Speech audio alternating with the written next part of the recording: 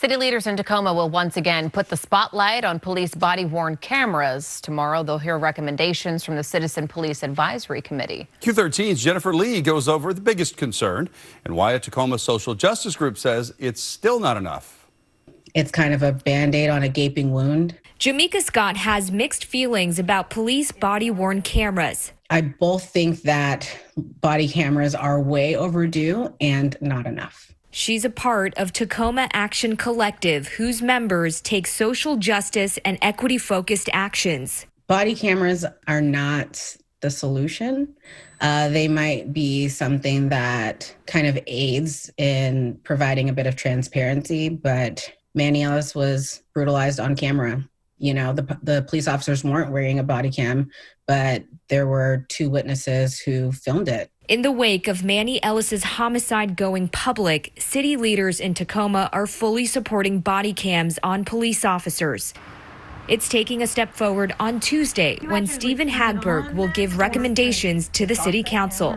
There's usually more than one police officer assigned to most important calls.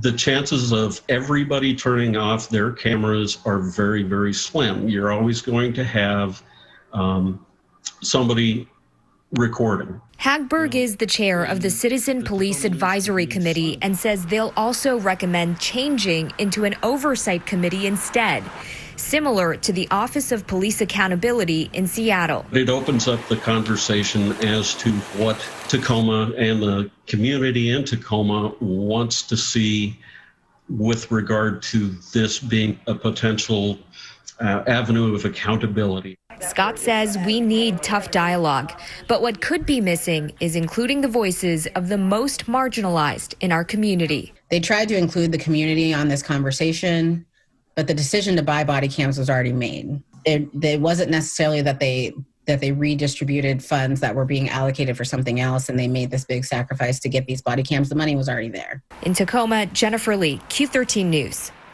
In its first year, body cameras are expected to cost about $1.2 million.